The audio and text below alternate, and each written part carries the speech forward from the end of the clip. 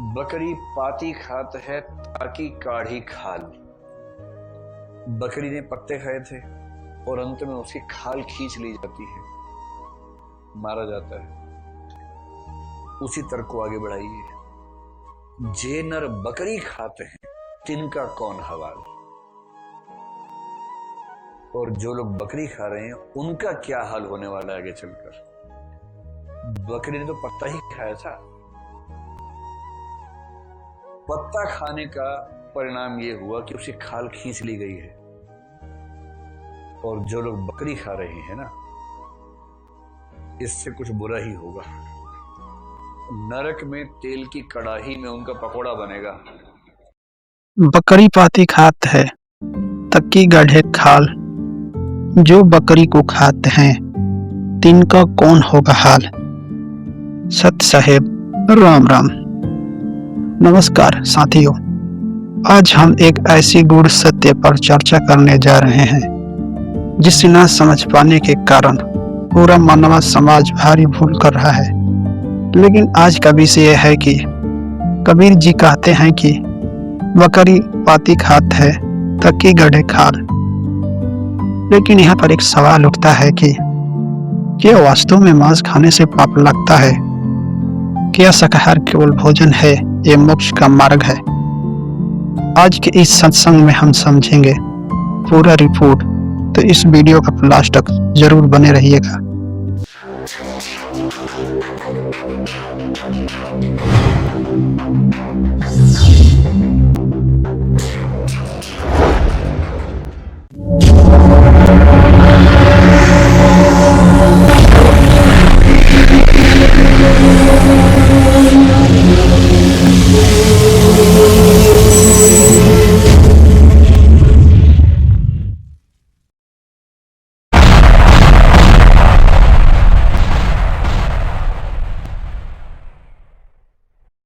कर्म सिद्धांत अहिंसा का वास्तविक अर्थ क्या है, सब कुछ प्रमाण सहित समझेंगे।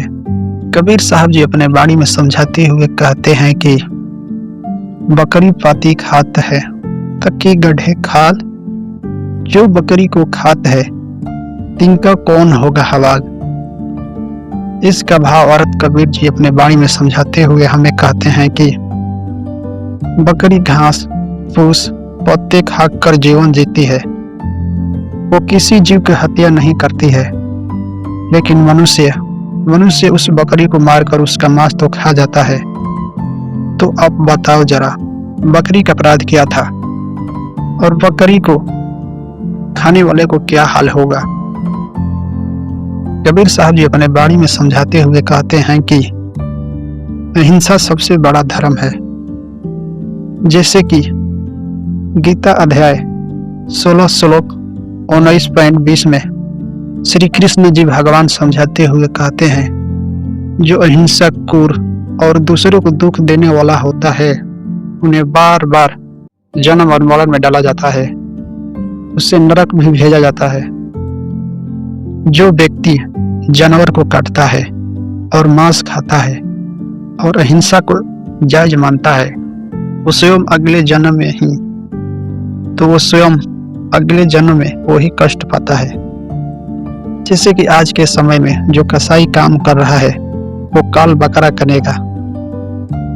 लेकिन यहाँ पर एक सवाल उठता है कि क्या शास्त्र मांस खाने की अनुमति देता है? जैसे कि वेद, अहिंसा, गीता, संयम, उपनिषद, करुणा। वो कभी ईश्वर नहीं कहता है कि मेरे लिए जीव मारो, बलि प्रथा चढ़ाओ। वो लोग अज्ञानी हैं जो जीव मारते हैं और पाप करते हैं। इसलिए कबीर साहब जी अपने वाणी में समझाते हुए कहते हैं, वेद कहे दया करो, पुराण कहे ना हिंसा। जो नर मांस खाकर तिनी कौन बेसीसा। लेकिन एक सवाल उठता है कि शाकाहार और मोक्ष का संबंध क्या है। मोक्ष का मार्ग 3 चीजों से खुलता है। पहला सत्य बोलना और दूसरा अहिंसा करना, नाम भक्ति करना। जब तक जीव हत्या बंद नहीं होगी, जीव पर स्वयं नहीं होगा, तब तक मोक्ष असंभव है। लेकिन आज के समय में जगत गुरु तत्वदर्शी संत रामपाल जी महाराज जी बताते हैं कि जो जीव को मार कर खाता है वो भक्ति नहीं कर सकता है। कलयुग में शाकाहारी पशु की हत्या क्यों होता है, लेकिन आज का युग देखिए, गाय बकरी भैंस सब शाकाहारी जीव है, फिर भी उनकी हत्या क्यों हो रहा है। कबीर साहब जी समझाते हुए अपने वाणी में कहते हैं कि एक काल का जाल है जिसमें फंसकर आत्मा नष्ट हो रही है। जो व्यक्ति कहता है हम नहीं मारते हैं, कसाई मारता है, तो कबीर साहब जी अपने वाणी में समझाते हुए कहते हैं वो केवल मारने वाला को भी नहीं लगता है। कबीर साहब जी अपने वाणी में समझाते हुए कहते हैं कि पाप तो खाने वालों को भी लगता है, केवल मारने वालों को नहीं। जैसे चोरी का माल खाने वाला भी अपराधी होता है, ठीक उसी प्रकार मांस खाने वाला को भी नहीं पाप लगता है जितना कि मांस को काटता है। इस पाप चक्र से निकलने का एक ही उपाय है। अगर आप चाहते हैं कि आपका कल्याण हो तो आपके लिए एक ही रास्ता है। जैसे कि आज के समय में जगत गुरु तत्वदर्शी संत रामपाल जी महाराज जी बताते हैं कि सही भक्ति विधि क्या है और नाम दीक्षा क्यों लेना चाहिए, अहिंसा जीवन क्यों जीना चाहिए। मेरा विश्वास है कि इस वीडियो को देखने के बाद आप अपने आप से पूछेंगे कि आज के बाद मैं मांस कभी नहीं खाऊंगा, जीव हिंसा नहीं करूंगा, सत्य भक्ति अपनाऊंगा। तो हमको विश्वास है कि ये वीडियो आपको अच्छा लगा होगा। तो जाने से पहले इस शेयर जरूर करो और चैनल को सब्सक्राइब जरूर करो ताकि अगले भक्त तक वीडियो पहुंच सके। आप सभी को परमात्मा कल्याण करे। सत साहेब, राम राम।